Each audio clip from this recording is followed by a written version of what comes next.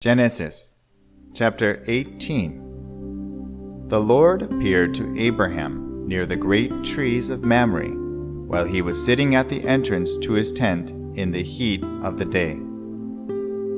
Abraham looked up and saw 3 men standing nearby. When he saw them, he hurried from the entrance of his tent to meet them and bowed low to the ground.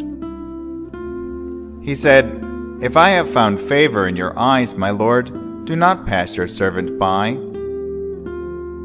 Let a little water be brought, and then you may all wash your feet and rest under this tree. Let me get you something to eat, so you can be refreshed and then go on your way, now that you have come to your servant." "Very well," they answered. "Do as you say." So Abraham hurried into the tent to Sarah.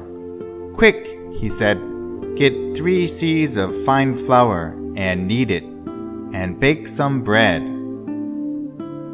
Then he ran to the herd and selected a choice, tender calf and gave it to a servant, who hurried to prepare it. He then brought some curds and milk and the calf that had been prepared, and set these before them.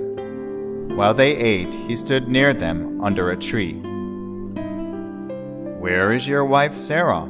they asked him. "There, in the tent," he said. Then the Lord said, "I will surely return to you about this time next year, and Sarah your wife will have a son."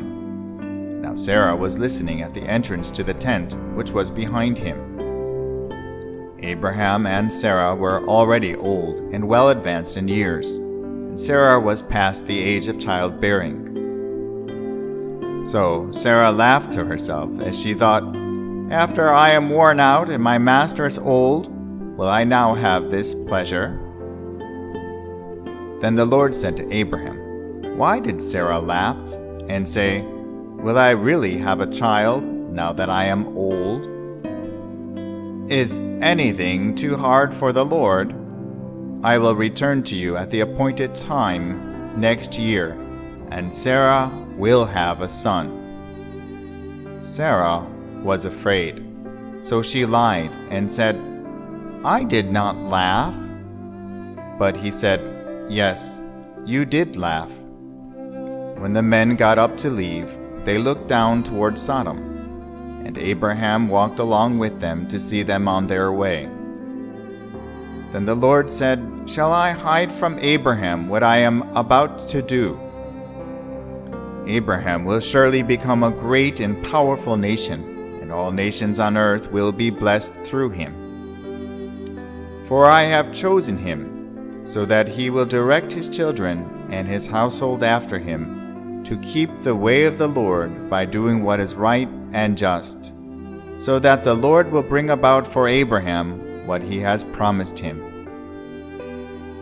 Then the Lord said, "The outcry against Sodom and Gomorrah is so great, and their sin so grievous, that I will go down and see if what they have done is as bad as the outcry that has reached me. If not, I will know." The men turned away and went toward Sodom, but Abraham remained standing before the Lord. Then Abraham approached him and said, "Will you sweep away the righteous with the wicked? What if there are 50 righteous people in the city? Will you really sweep it away and not spare the place for the sake of the 50 righteous people in it? Far be it from you to do such a thing, to kill the righteous with the wicked, treating the righteous and the wicked alike. Far be it from you. Will not the judge of all the earth do right?" The Lord said, "If I find 50 righteous people in the city of Sodom, I will spare the whole place for their sake."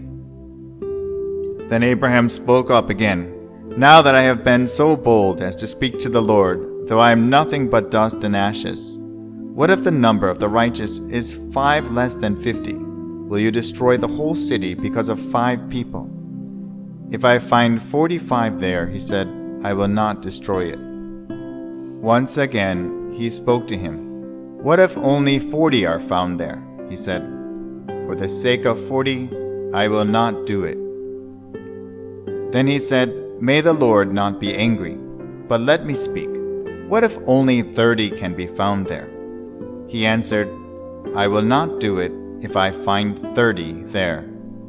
Abraham said, "Now that I have been so bold as to speak to the Lord, what if only 20 can be found there?" He said, "For the sake of 20, I will not destroy it." Then he said, "May the Lord not be angry, but let me speak just once more. What if only 10 can be found there?" He answered, "For the sake of 10, I will not destroy it." When the Lord had finished speaking with Abraham, he left, and Abraham returned home.